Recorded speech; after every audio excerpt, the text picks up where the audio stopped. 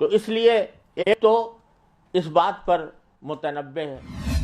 میں اپنے آپ کو پہلے اور اپنے واسطے سے دوسرے حضرات کو کرنا چاہتا ہوں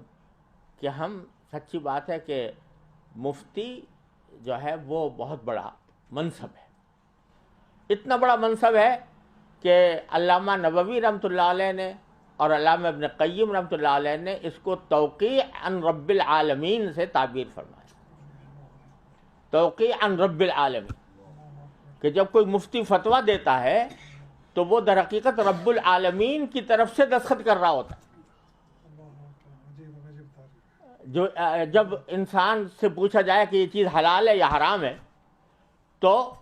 وَلَا تَقُولُوا لِمَا أَلْسِنَتُكُمُ الْكَذِبَ هَذَا حَلَالٌ وَهَذَا حَرَامٌ لِتَفْتَرُوا عَلَى اللَّهِ، اللہ تعالیٰ نے فرمایا کہ یہ انسان کا کام نہیں ہے جو یہ کہے کہ یہ حلال ہے یا یہ حرام ہے، یہ کام تو کس کا ہے؟ اللہ جل جلالہ کا۔ اگر ہم یہ کہہ رہے ہیں کہ شریعت میں یہ حلال ہے تو ہم رسول اللہ جل جلالہ کی طرف سے نائب بن کر، اس کے وکیل بن کر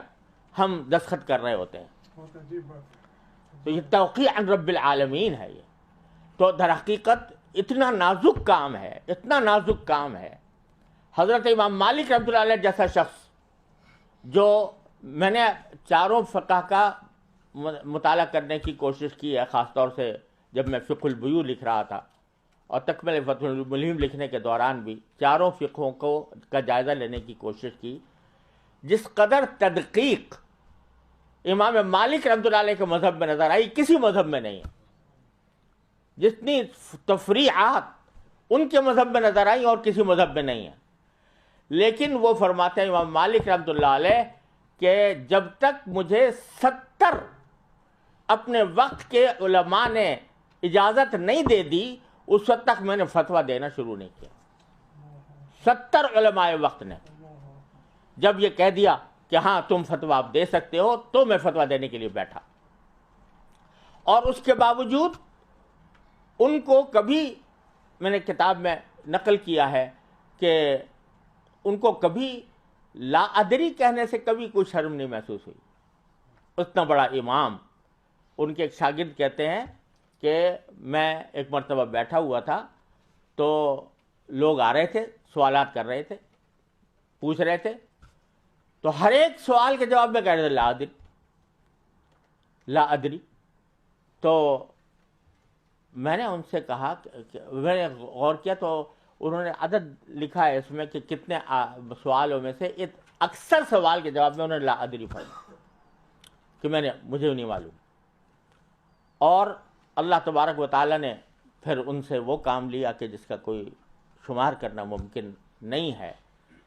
اور حضرت امام مالک رحمۃ اللہ علیہ کے تلامذہ نے ان کا علم پھیلایا۔ اور ساتھ میں کوئی شخص ایک مرتبہ کسی شخص نے کہا کہ حضرت یہ تو ایک خفیف سا مسئلہ ہے، معمولی سا مسئلہ ہے، تو فرمایا کہ لیس فی الفقہ شیء خفیف، فقہ میں کوئی چیز خفیف نہیں ہوتی۔ اس واسطے یہ کہہ کر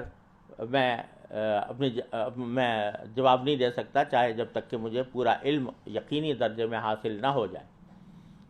اتنے بحر زخار ہونے کے باوجود ان کی احتیاط کا یہ عالم تھا۔ اللہ تبارک و تعالیٰ اپنے رحمت سے ہمیں اس خطرے سے کہ جب کوئی شخص مستفتی بنتا ہے، سوال کرتا ہے، تو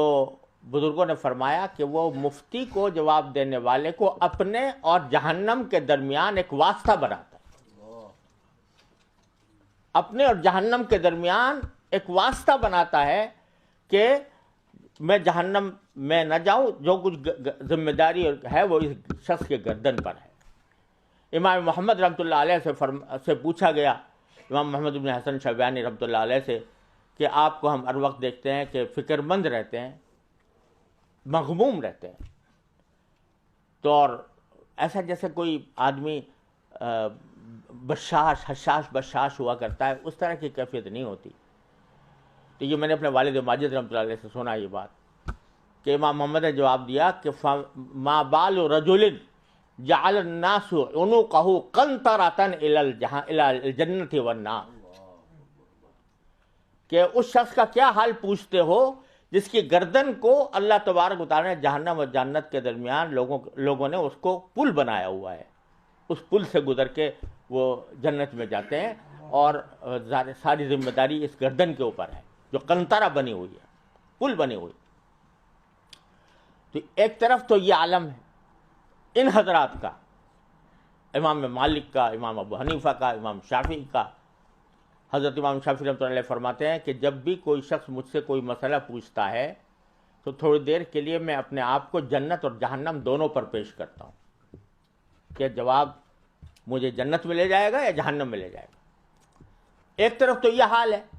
اور دوسری طرف فتویٰ کو ایک آج کل ایسا بنا لیا گیا ہے کہ ہر ایک آدمی مفتی بننے کے لیے تیار ہے۔ میری رائے یہ ہے، آئی تھنک دیٹ دس از حلال اور حرام، ہر ایک آدمی اپنی رائے پیش کرنے کو تیار ہے اور مفتی بننے کو تیار ہے۔